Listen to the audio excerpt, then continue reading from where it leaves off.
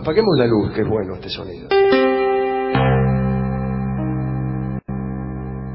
Podríamos hablar de espiritistas. En 1917, un misionero británico que vivía en China se leyó en noches de aburrimiento una biografía acerca de Ana Bolena, que había sido esposa de Enrique VIII y que fue, como saben todos ustedes, ejecutada en 1506 por adúltera. Le cortaron la cabeza, le cortaron. Está todavía ahí en la Torre de Londres, el lugar ensangrentadito donde Ana perdió la cabeza. Este misionero que leyó la biografía de Ana Boleyn se llamaba William Pakenham y al principio estaba interesado únicamente por Ana, pero luego fue estudiando con tanto fervor el tema que terminó por convertirlo en el asunto central de sus investigaciones y en aquello que más le interesaba en la vida: la decapitación de Ana Bolena en manos de su esposo, Enrique VIII, también llamado Charles Lawton. Cuando volvió a Inglaterra, recordemos que estaba en la China el tipo, se propuso rescatar la reputación histórica de una reina muy mal comprendida y se propuso hacerlo a través del perdón de su esposo. ¿Cómo dirán ustedes? Su esposo estaba muerto, sí, pero era la época del auge del espiritismo. Y se propuso convocar al espíritu de Enrique para que la perdonara. Buscó, eso sí, históricamente también, en busca de frases de perdón o momentos de arrepentimiento que pudiera encontrar en las crónicas,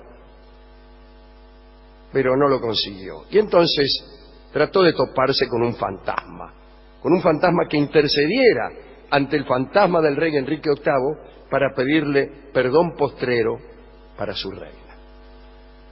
Pero Pakenham no era medium, de modo que consultó a otros para hablar con los fantasmas de aquel tiempo, el tiempo que estaba estudiando, el siglo XVI en Inglaterra. Pakenham conoció a Miss Clegg, una medium que lo ayudó. La primera sesión de las muchas que se realizaron marcó la pauta para las siguientes. Se acumularon hechos absurdos, experiencias dudosas, apariciones equivocadas. Parece que en una oportunidad apareció, merced al llamado de Miss Clegg, el fantasma de un viejo de pelo blanco. Y dijo: mire, ¿quién es usted? Y el fantasma dijo: soy el padre de Ana Bolena, dijo con voz de Mario Mactas. Pakenham pidió entonces al espíritu una descripción de Ana. ¿Así que es el padre de Ana Bolena? Hágame una descripción de Ana. Y el espíritu dijo que Ana era más bien regordeta y que entre otras cosas tenía manos muy bellas. Entonces, indignado, el misionero quiso golpear al espíritu, al que supo un impostor. La erudición de Pakenham le indicaba que Ana Bolena no podía tener manos muy bellas, porque en una tenía 6 dedos. Es discutible si se puede o no tener manos bellas con un dedo supernumerario. El espíritu, antes de esfumarse, hizo una confesión y una disculpa que me parece de lo más extraordinario que he escuchado en las últimas 24 horas. El espíritu dijo que en vida se había dedicado a la impostura y que en la muerte no podía evitar esa condición de impostor y estaba condenado a presentarse por la eternidad fingiendo ser quien no era. Es un personaje extraordinario. Está condenado a presentarse diciendo que es una persona que no es. La medium explicó a Pakenham que no era su culpa la intromisión de aquel fantasma impostor. Bueno, al final Pakenham comprobó que Miss Clegg era una excelente medium, pero que convocaba espíritus equivocados. Así que no fue más. En diciembre de 1922, Pakenham recibió una carta. 3 mediums muy importantes de Londres, Elinor Kelly, Frederick Blythe Bond y Miss Hester Dowding, sabedores del interés de Pakenham, lo citaron para conversar. Y le dijeron que a través de ellos iba a poder contactar a los espíritus según el método que los espiritistas llaman escritura automática. Según este método, el medium, en trance, se transformaba en una especie de amanuense, de escribiente del final. Bueno, empezaron una sesión en la casa de Miss Dowding en Chelsea. Y parece que el lápiz de Miss Dowding voló sobre una libreta de apuntes y quedó escrito: estoy aquí, firmado Enrique VIII. La señora continuó escribiendo mientras Kelly y Bond continuaban hablando con el rey, con el espíritu. Empezaron a hacerle preguntas. Primera pregunta al espíritu del rey Enrique VIII. Le preguntaron si sabía que estaba muerto. Y el rey contestó: sí, lo sé, es horrible. Bueno, algunos le dieron el pésame allí. Es curioso que le den a uno el pésame por uno mismo. Lamento mucho su muerte, su majestad. Bueno, gracias. Dijo también el rey: quiero que me digan qué es lo que hay, lo que ha pasado, porque no sé bien, pero básicamente, ¿por qué estoy todavía en un lugar tan oscuro?, dijo el rey. Pakenham creía certificar al leer eso, digo al leer porque estaba, eso era lo que escribía la mano servil de la medium, ¿no? Pero Pakenham certificó entonces que Enrique estaba castigado por sus crímenes. El lápiz continuó, y el rey dijo que su hija Isabel, la hija de Ana Bolena, no significaba nada para él. Lo dijo allí, empezó a conversar de cualquier cosa, ¿no? Cuando se le advirtió que esa hija se había convertido en una reina extraordinaria, contestó que no lo podía creer. Bueno, usted sabe que los espíritus suelen andar, como los personajes de los sueños, atrasados de noticias. No saben que uno se ha muerto, no saben que el otro ha sido rey. Los personajes de nuestros sueños también. No saben ni que se han muerto ellos mismos. Y hablan, siguen su vida cotidiana. Y uno está en el sueño ahí, se encuentra con el finado fulano. ¿Qué hago? Le digo, ¿no? Bueno, Pakenham le dijo a Enrique que el derecho divino de los reyes no tendría peso el día del juicio final, así que era conveniente que se arrepintiera de haber mandado a cortar la cabeza de su mujer. Y el rey se enojó, escribió con trazos muy gruesos a través de la medium: yo no lo oiré, usted es un estúpido, un bribón de taberna que se divierte a mis expensas porque estoy muerto. Ajá, te haces el piola porque estoy muerto. De no, otro gallo nos cantara. Me gustaría mucho mandarlo a ejecutar, dijo por ahí. Pakenham explicó a sus compañeros que Ana Bolena había dicho en el cadalso: Dios salve al rey. Y explicó que él, como canónigo, aunque hubieran pasado 400 años, estaba obligado a responder a esa súplica. Le parecía que el hecho de haber dicho Ana Bolena, Dios salve al rey, significaba como un pedido de perdón para el rey. Yo tengo malas noticias para Pakenham.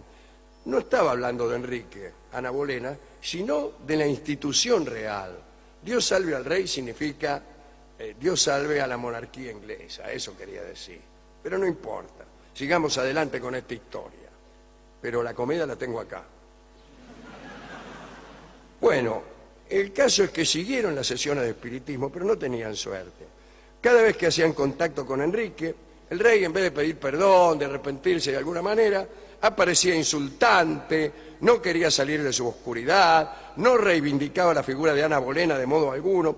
Finalmente, después de mucho hinchar, meses después, con gran esfuerzo, en una sesión, se juntaron un montón de tipos de aquella época. Enrique VIII, toda su reina, las 6, Wolsey, que era su ministro, Tomás Moro, que también fue su víctima, todos ahí. Entonces, bueno, empezaron los espiritistas, ya no con un lápiz, sino con varios. Y copiaban voces del más allá. Y se le dijo a Pakenham, le dijeron los 3 medios, que Enrique VIII quería hacer público sus arrepentimientos frente a sus esposas, sus funcionarios, pero que eso le iba a costar un dinero.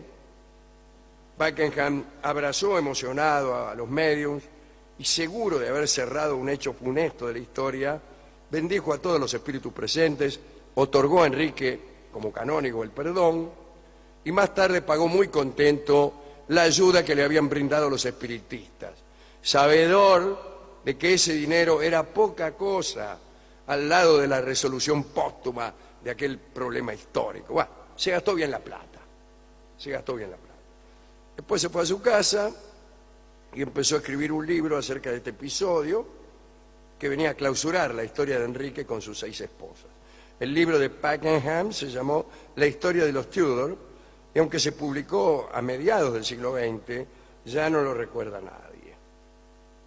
Y esta es la historia del pobre Pakenham y su intento por redimir a Ana y perdonar a Enrique. Yo voy a dedicar esto a Swedenborg, que nos trajo esta idea de que los muertos, cuando mueren, creen que están vivos.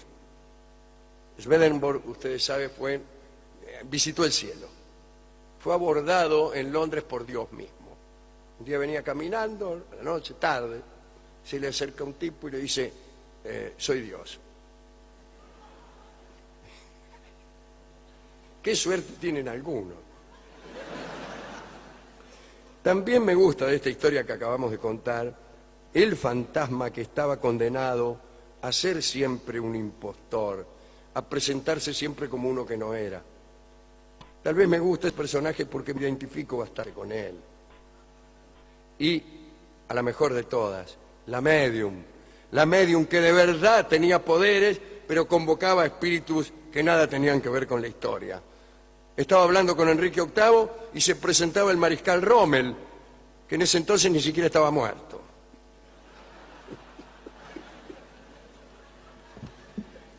Me pregunto ahora, ¿lo habrán perdonado a Enrique? ¿Estará en el cielo o en el infierno? ¿Y Ana Boleyn se habrá reunido en el más allá con su esposo, pregunto, y con su cabeza también? ¿A cuál de las 6 esposas quería Enrique realmente? A todas. ¿Qué es esto? ¿Por qué elegir una? Bueno, qué cosa.